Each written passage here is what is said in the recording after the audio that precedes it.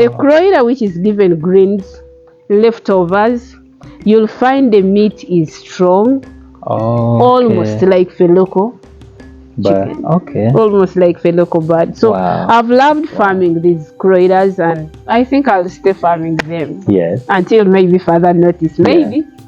But I love kroilers.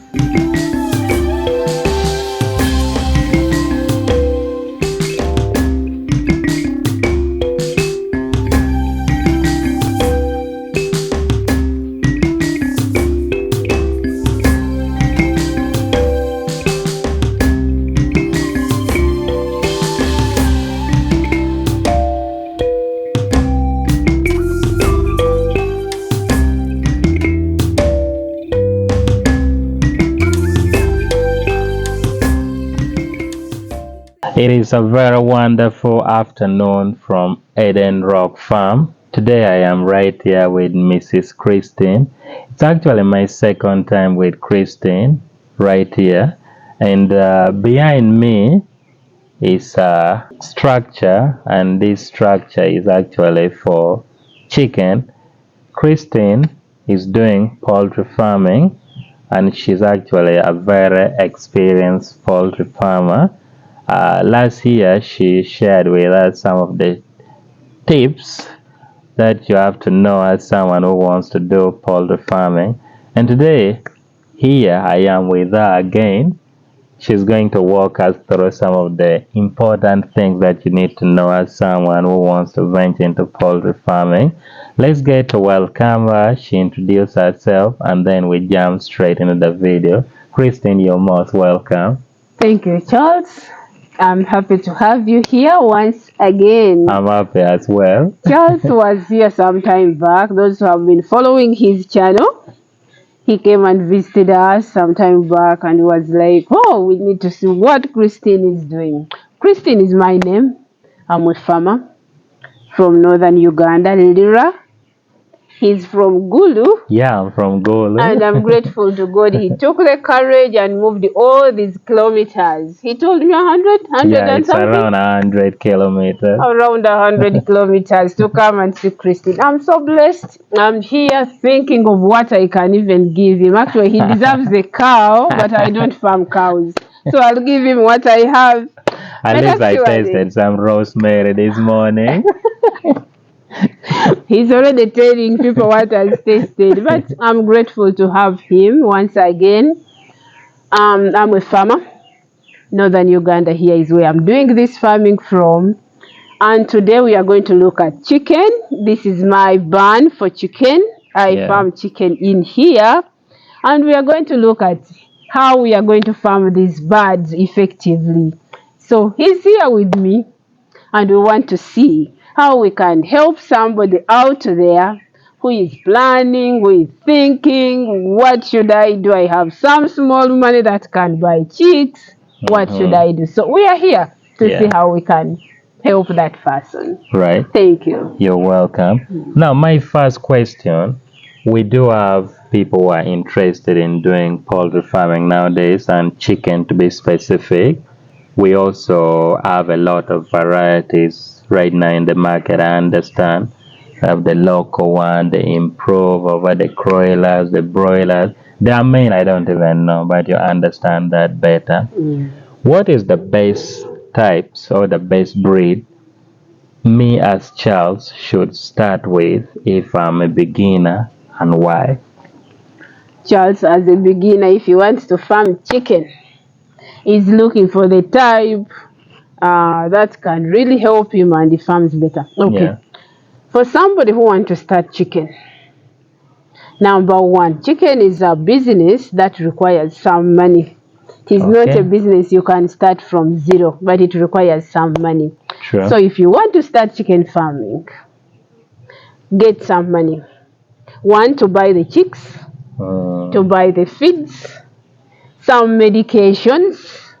You're going to say, again, medication for what? Yes. These birds, as they are growing, they'll find some infections. They'll find some coccidiosis coming along the way. So we need to budget for all those things, and we see how we can move on. But for somebody who is starting, which birds are most effective? There are people who love local birds. Okay. And they are like, for me, when I eat a local chicken, I feel even my enzymes are working better in the stomach. Yes. Yes. For those who want the local chicken, you can go ahead and farm the local birds. The local, yes. But for those who can buy them in bulk and you start at once, it is better. But for those who cannot find a way of getting them at once, like a batch to start at once, it becomes a bit complicated. Sure. Because for chicken farming, if you're doing less than 50, personally, I feel you're cheating yourself. Oh, okay. Reason being, all the vaccines on market, they come in a pack of 100, 200, 500 birds. Okay. And if these birds are kept without vaccination, you have higher chances of failing in this business. If you fail to vaccinate your birds, you'll not make it. So those people who want to do the local birds, I recommend at least even the local, keep 100. Oh, even local? Keep 100. At least keep 100. Okay. So those who can go for improved, they are kroilers. Yes. Personally, I love the kroilers. Oh, yeah. The other birds called the curry. But kroilers, the sasso, they are very user-friendly. Yes. In a way that these kroiler birds, they grow like improved birds. I've seen your kroilers before. Recently, I also visited a farm. Actually, they look more like local even. They look more like local.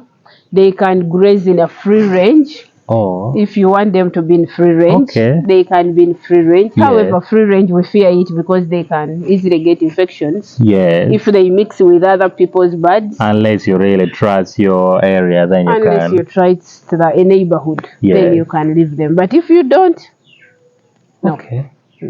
So the kroilers, they can grow big. Yeah, They can grow faster. I've seen that. The meat can be really tough and tasty, and you can eat and enjoy. Wow. So personally, I farm kroilers. I've done this for the past around 6 years. Kroilers. And you can actually sell them almost the same price with the local. I sell them like a local bird, or even more, because they make a lot of meat. True. You put it on a weighing scale, and you see it is just wonderful. Yeah. So I farm these kroilers. I've enjoyed farming these kroilers, and I still farm them. True. So if you want to start chicken, if you can't do the local, you can do the kroilers. But if you feel you have some good money, you can do the layers. Oh, okay. Because a layer bird will start laying at 5 months. If it is given good food, a layer, it will give you an egg per day. Let's say you have started with your 100 birds. Those are 3 trays in a day. 3 trays in a day. So if you have your 3 trays in a day, and somebody can pay you some 12,000 or 13,000 per tray. That means you're going to be making some money per day. Wow. So you can do layers if you have some money. But personally, I love kroilers because they can be for meat and eggs as well if I've left them to grow. Oh, okay.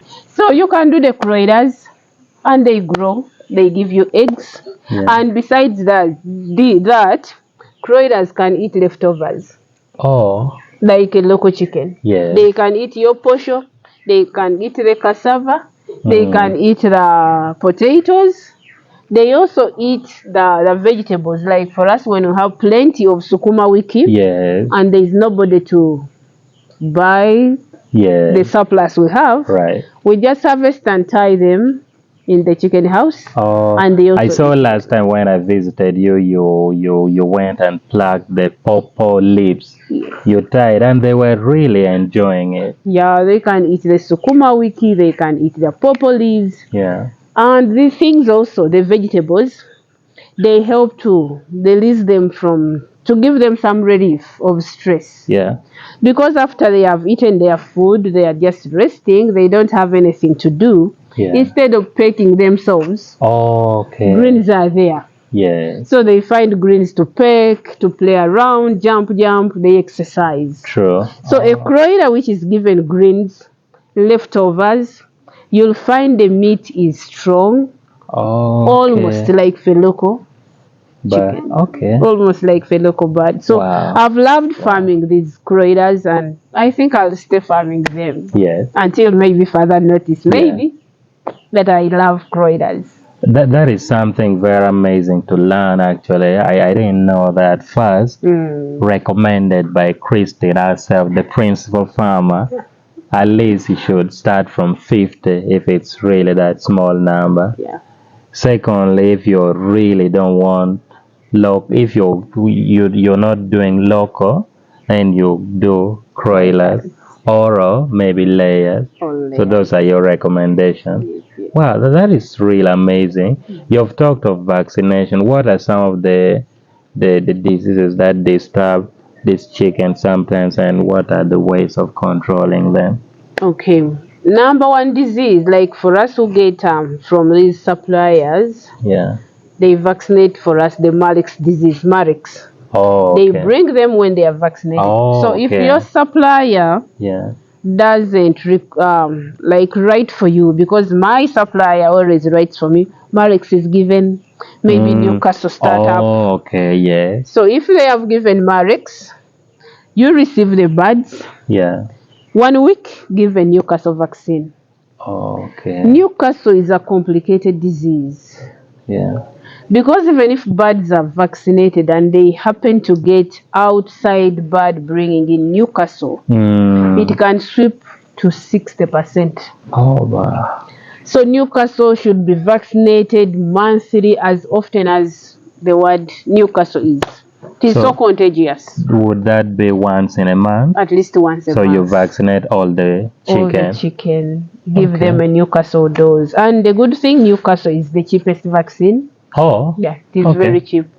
So every farmer should at least struggle and give Newcastle vaccine. Then number 2, we give Gumboro vaccine. That one is given, we give it Gumboro 1, Gumboro 2.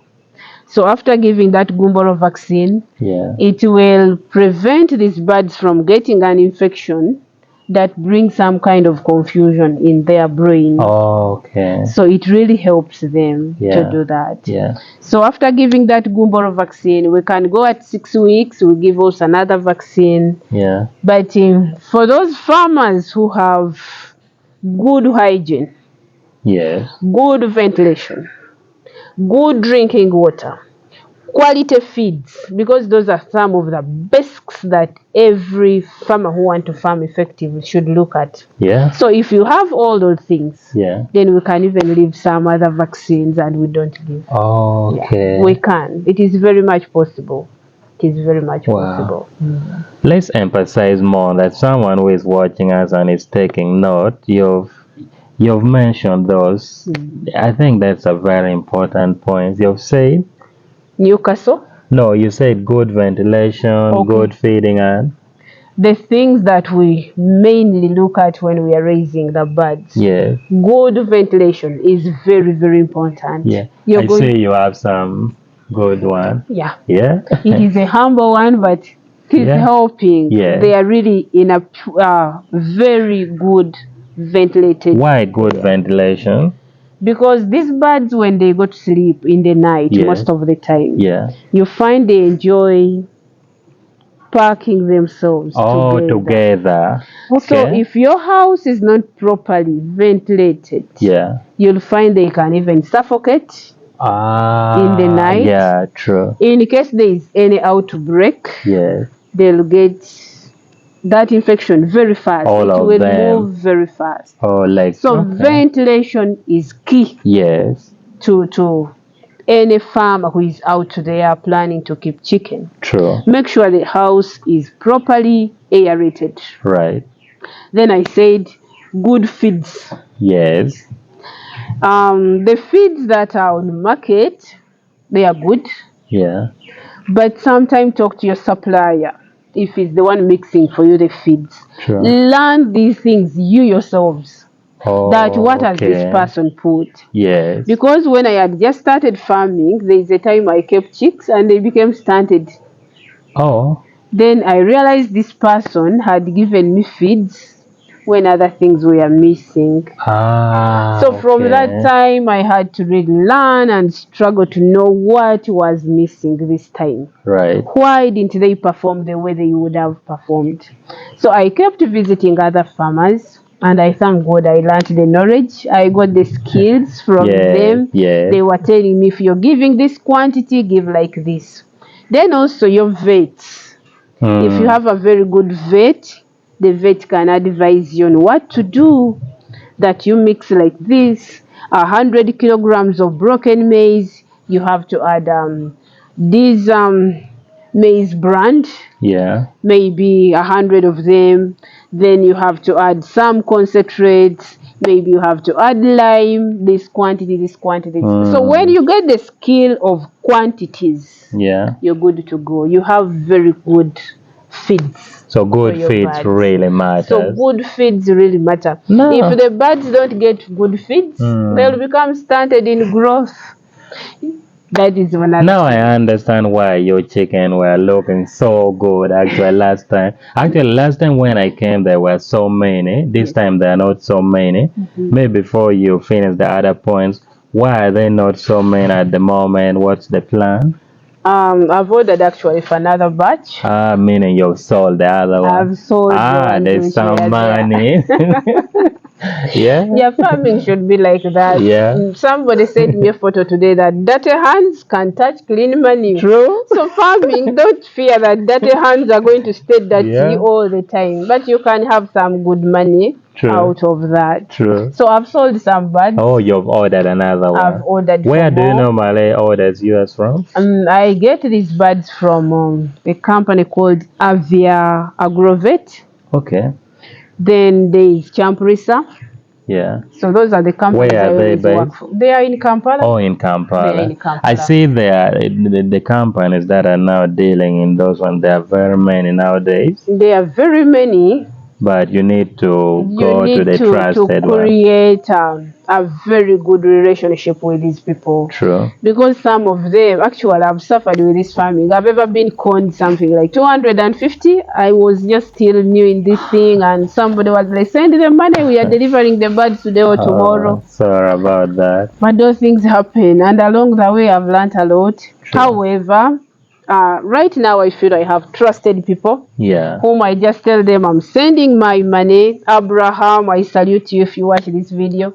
So if I send them the money, I get my birds in time. Wow. I get my birds in time. So how many have you ordered this time? I've ordered for 200 birds. Wow. Because right now, between June and August there, we don't have May and August, we don't have a lot of partying, we don't have a lot of big days. True. So there are few people consuming. True. But usually at the beginning of the year and at the end of the year, entering in Uhuru, Independence time, coming to Christmas, New Year. Which is not far now. Far. Oh, now I understand. So we have also to target those peaks. Yes. And you like bring your birds. Okay. However, I also have other farmers who fear brooding. Oh. So I brood for them. Oh. Then at 1 month, they come and pick their birds when they're already 1 month old. I've given them 4 vaccines. Yes. Then they go and also start from there. I see. So I have other farmers. Now you know why I've said Christine, the principal farmer, is an experienced poultry farmer. So I do brood for those people who fear brooding, because brooding sometimes requires to wake up in the night. True. To check whether the heat is still enough, to check whether the water in the drinkers is still there, to awake them, because when they oversleep, day 1, day 2, day 3, when chicks oversleep and they are too satisfied, they can die in sleep. Did you know about that? Oh, no. Did you know about that? Okay. So they can die in sleep. So you come in the night, awake all of them, check on the water, check on the heat, maybe if you're using a pot, all these stoves which can provide heat, check on all those things. Then you go back and sleep. So in the night, for example, if you enter bed at around 10, Yeah. you'll have to come at around 2. Then you have to come at around 4:30 there. Or 5, because Wow. at 4:35, Yeah. it becomes very cold in the night. So if you don't check on their fire, the source of their heat, Yeah. they can even die of cold in that time of the dawn when it is coming to morning. Wow. So it's very important to check on them at dawn. Oh. So that is what we do for those Farming farmers. actually takes a lot of effort and hard work. People don't know about that. And Christine said in the beginning that don't think farming does not need money. Honestly, farming actually needs money. It needs money. It also needs time, and Mm. but at the end of it, all those efforts and sacrifice are worth it. They are worth it. Yeah. Because personally, when I look at myself for the years I've been in this, Yeah. there are things I have achieved. I've got friends whom I can call and say, Charles, today I'm on the wall, send me some 100,000. If he has the money, he cannot say no, because I'll tell him, I'm about to sell my birds. And he's sure And you I'm can going sell to like sell my only 3, birds. 4, then you. And I've already got the money. Like, I'm going to show you a Coke. Yeah. I sold the rest, then this one remained for the family to eat once in a while. Yes. It can weigh 3 kilograms. Wow. Wow. So if I can sell that one, if I have around 5, can't I send you 100 back? Very well. I can send you 100 back. Yeah. So farming takes a lot, but when you concentrate, it is worth the effort. Yeah. There. Now, before we talk about the money bit of it, how long does chicken take from the small stage to the consumption stage, or to the stage where you sell it? How long does it take? How many? Personally, the kroilers that I keep, Yes. between 4 months and 2 weeks, I'm selling a big kroiler. Oh. When it goes to 5 months, sometimes it can be too big. Then sometimes you find people cannot even afford to give you the money you have injected. I know. So 4.5 months, 5 months, it's ready for the market. They are ready to be sold off, and people can go and consume and enjoy. Yeah. They can go and enjoy. So you find you are putting some food, some efforts, then you get some money back. Now, on average, your kroilers, normally when they are ready within that period of 4 months, how much are they? If it's a cock, Yes. the cocks can go to 30, 35, around there. Wow. It's a cock. But if it is a season like Independence, we can sell this chicken at 50. Wow. 55, even 60, and somebody's not even complaining. I know. Everybody's like, I have to taste chicken, I have to taste chicken. I understand. Yeah, somebody comes and give you 50,000, a full chimpanzee, and you pick it and you give to the person the chicken that the person wants. So one thing I know about Ugandans, they like to get value for their money. So honestly, last time when I saw this chicken, I think if someone is paying even 50 for it, they don't regret. They don't regret. Yeah. They don't. Sometime back, there is a time we were with some customers here. Yeah. Then we had to put a female chicken on a weighing scale, and it reached 3.6. Wow. So the person was like, now how much are you going to sell to me this chicken? I was like, 15 a kilo. So that was 45. Right. Then the person was like, but I've not carried that much. Yes. I said, now you thought the chicken is not that big, but after putting it on a weighing scale, it has disapproved you. So we had to talk, and the person wanted chicken. So we agreed in a humble way. I was like, you go and eat this chicken. True. But if we were ready to be strict with what we had weighed, the person was not even going to eat this chicken. Yes. So even if it is value for money attached to it, I think we cannot go wrong with that. True. Wow, those are amazing information. Yeah. That someone actually who is planning to venture into poultry farming and chicken, to be specific, I think should know. Is there any other thing that we've missed that you should give before we end this? The final advice that I would give to any farmer, anybody who wants to start chicken farming, market is a challenge. To penetrate into the market and people get to know that you want quality chicken, go to Christine. But it requires persistence, consistency, and patience.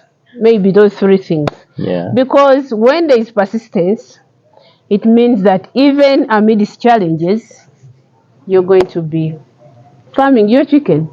True. Then patience. People will not just come up and say, there is chicken here, there is chicken here. So you be patient as you monitor your market. The market grows slowly.